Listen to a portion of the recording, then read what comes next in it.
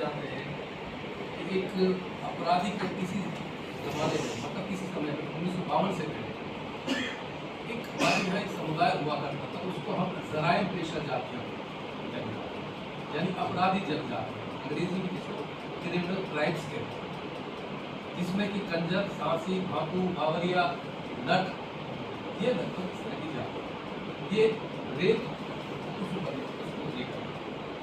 उसमें भी एक जाति विशेष कंजर, जिसको हम कहते हैं और कई बार हम गाली में भी इस्तेमाल करते हैं, शब्द का इस्तेमाल करते हैं।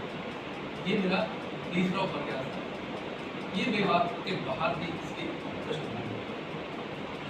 चौथा उपन्यास एनजीओ इस देश में जैसे हमारी इंडिया एनजीओ का चर्चा और किस तरह से इन एनजीओ ने हमारे यहाँ जन आंदोलनों को खत्म किया, कैसे ये एनजीओ जो कभी गांधी जी जिसको मिशन मानते थे समाज सेवा, तो धीरे धीरे कमाई का साधन बना, धन उपार्जन का माध्यम बना।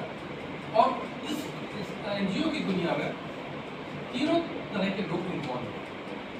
पहला वो जो एक जमाने में खाटी कम्युनिस्ट हुआ करते थे, उन्होंने कैसे धीरे धीरे बड़ी बड़ी एनजीओ बनाई। उसके बाद जो विशुद्ध रूप से गांधीवादी हुआ उनकी एनजीओ हैं। और तीसरी इसमें एक चीज एक तबका और शामिल हुआ है, अम्बेडकर।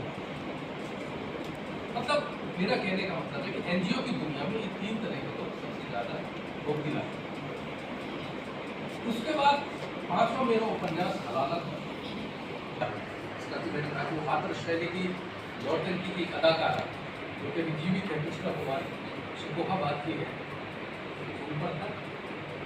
जब मैं लिख रहा तो मेरे घर आया, ठीक हुआ मेरे घर मैं बताऊँगा क्यों लिखने की सब, क्योंकि आप लोगों को ये जानना जरूरी है कि उपन्यास या कहानी लिखने के पीछे आदमी क्यों लिखता है। हम जिसको रचना प्रक्रिया हम लेखकों से पूछते हैं आपकी रचना बला इसकी रचना प्रक्रिया इस संबंधी कानून है हमारे संविधान में, जो कुछ इस तरह के कानून है जो कि औरत की हिफाजत के लिए बने, कैसे वो उसी के खिलाफ इस्तेमाल होते हैं।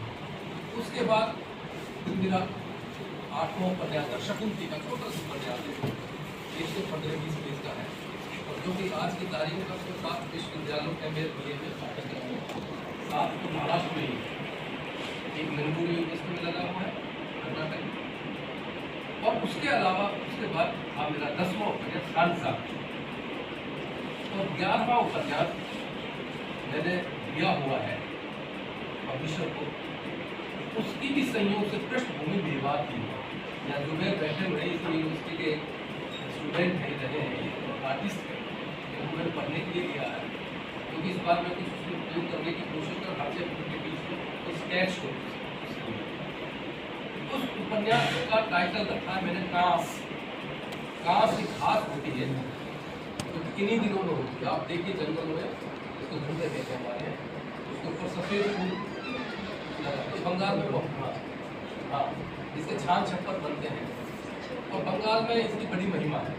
और तुलसीदास ने इसको लेकर एक पद भी कहा है और इसके बारे में ये कहा जाता है जब कांस के फूल आते हैं सफ़ेद तो ये शरद के आगमन का प्रतीक है, यानी अब बारिश बुढ़ा जाती है, अब हो जाती है, और ये कांस के फूल जो है ये उसका प्रतीक है।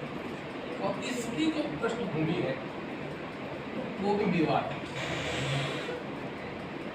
अब ये तो मेरा थोड़ा सा छोटा सा उस तरह का दावा था।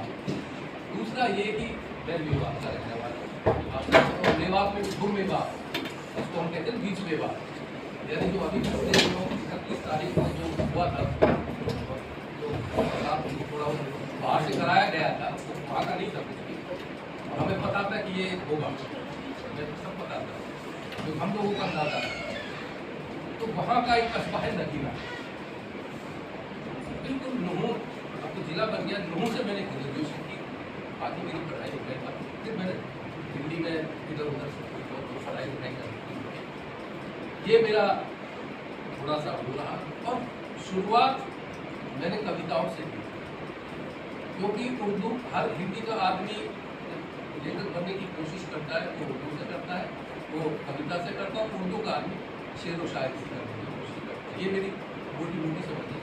लेकिन धीरे धीरे छोटी मोटी कहानियाँ लिखनी शुरू करी।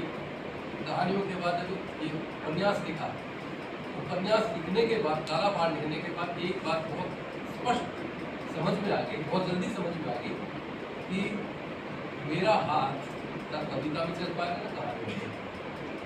फिर मैंने उपन्यास लिखना शुरू किया और पहला उपन्यास मेरा जो है काला पहाड़ लगभग 550 पेज का राजकमल से। दूसरा उपन्यास भी मेरा 550 पेज का पावन कितना मोटा, और ज़्यादा लगभग 400 पेज का सफेद। तो इस तरह से क्या है कि और अब हालत ये है कि पिछले लगभग 6 वर्षों से औसतन मेरा एक उपन्यास आता है हर साल। और मेरे बारे में जो लोग कहते हैं कि मैं मानता हूँ, नहीं मानता अलग बात है कि लोगों का, क्योंकि ये भी इस तरह की जो गति है, स्पीड है, ये भी बड़े अभ्यास से सत्य है। मेरा ये मानना है कि खास तौर से फिक्शन जो है, मतलब प्रोज जो है, वो रियाज मांगता है, अभ्यास मांगता है।